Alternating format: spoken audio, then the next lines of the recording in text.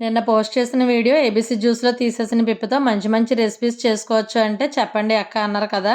ఆ పిప్పిని వేస్ట్ చేయకుండా ఈ చల్లని వింటర్లో వేడివేడిగా కొబ్బరి రసం సాఫ్ట్ అండ్ స్మూత్గా వచ్చే చపాతీలు చేశాను. ముందుగా రసం కోసం ఒక గిన్నెలో ఈ ఏబీసీ జ్యూస్ పిప్పిని 1-2 గెరెట్లు వేసుకుని సరిపడా నీళ్లు పోసి చిక్కదనం చూసుకుని స్టవ్ పైన పెట్టి సరిపడా సాల్ట్ పసుపు వేయాలి. సారీ, అవి వేసే క్లిప్స్ మిస్ అయ్యాయి. తర్వాత ఒక స్పూన్ మిరియాలు 4 వెల్లుల్లి రేకలు దంచుకొని రసంలో వేసేసి కొద్దిగా గ్రైండ్ చేసుకున్న కొబ్బరిని కూడా 2 స్పూన్లు వేసుకుని కొత్తిమీర వేసి ఇంగో తాలింపు పెట్టి వేడివేడిగా అన్నంలో తింటే చాలా బాగుంటుంది.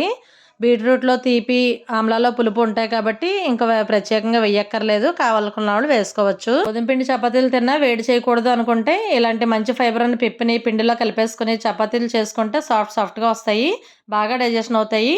ఇంకా ఉల్లిపాయలు వేసి తాలింపు పెట్టి ధనియాల పొడి జీలకర్ర పొడి వేసి ఈ పిప్పితో ఫ్రై కూడా చేసుకోవచ్చు, చాలా బాగుంటుంది. ఇలా ఎన్నో పోషకాలు ఉండే ఈ పిప్పిని పారేయకుండా చాలా రకాలుగా వాడుకోవచ్చు. ఎలా ఉన్నాయండి రెసిపీస్? నచ్చితే తప్పకుండా లైక్ చేసి మీరైతే ఈ పిప్పితో ఏం చేస్తారో కామెంట్ పెట్టండి.